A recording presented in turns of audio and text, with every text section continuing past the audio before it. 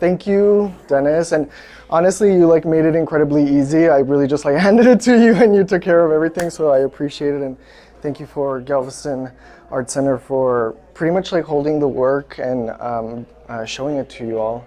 So on the drive over here, I was thinking like, how do I talk about this work? And so the way that I like to think about it is in three ways, in terms of like the fact that they're clothes, the material, and also these little symbols like the homes basically. So I can start with the clothes and talk about like why clothes have always been really important to me. And also, it's gonna be a little oversharey, so just bear with me, there's like a point to this. But I'm from El Paso, Sunland Park, Ciudad Juarez area, so it's really close to the border and close to the border from Mexico. My parents are from Chihuahua and from Mexico City, and so they immigrated like in the 60s and 70s. And I grew up in a lower socioeconomic community, so we grew up sort of like poor. And one of the things that when I was a kid that my mother really implemented in us or like told us was the idea of our clothes and how to present ourselves adequately, because there was two things that were sort of being held against us, the fact that we were Mexican and the fact that we were poor, right? So at least this is one thing that you didn't have to worry about.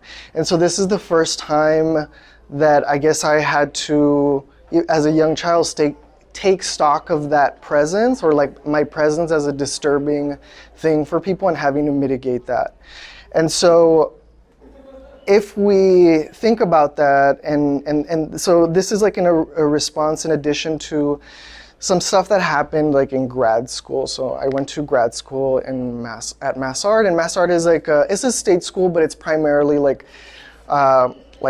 white middle class population. And so I went into a painting program, and in the painting program I began doing a lot of sculptural work that started to introduce a lot of cardboard. And the cardboard was, I initially started using it because it was just like really accessible, it was free, and I didn't have money. And so I started using it, and people were overly questioning it. And now I understand, I guess, I mean, I was in a painting program, but it was questioning it in a way that was like really trying to push against it. Like, why are you using this? Why aren't you using a better material? And so I kept using it because I was like, well, why not? There was not really a real correct answer. Like, they weren't telling me why I shouldn't be using it. At the same time, I was like, my own presence in this graduate school was sort of undergoing this same questioning, and people kept asking me things like, where are you from? And like, but where are you really from? And how did you learn English so well? And I'm like, dude, I'm from Texas. Like, somebody even asked me like, where's your motherland? And I was like, Texas, right? And so in the beginning, I thought that it was just like, it's just in my head, right? Like, I'm just imagining these things. And then later I was like, oh, it's because like just like me, like being there was something that they were just not used to it. And so I started to see these parallels between the cardboard and myself, right? Like, cardboard is brown, I'm brown, but it's also like a material that is utilitarian. It's something that you use, but also it can be discarded.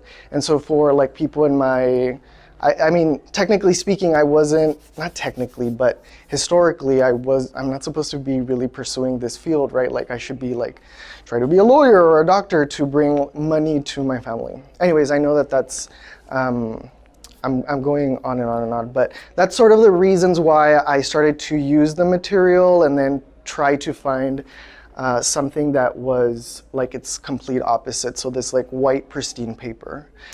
And then the homes are just sort of like stand-ins for figures, right? So really, if you look at a home, I would say like it really represents like what kind of person lives there.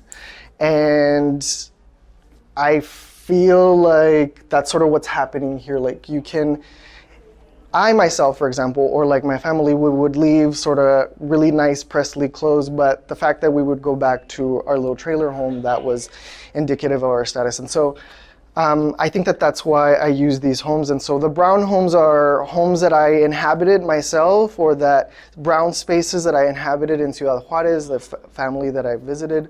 And the white homes are these homes that I sort of yearn to live in. So a lot of the Full House home I like recreate, homes from TV shows, from Home Alone, things like that. And so I'm trying to create this like difference, and I don't know, like it's now sort of like a representation of me, right? This brown person, but that has acquired this code of whiteness through their education, so that now like people like you all would actually pay attention to me, right? Because if I came in with my El Paso accent and my barely whatever, then I wouldn't be taken as seriously as I would. So now it's another layer of mitigating my presence or my identity.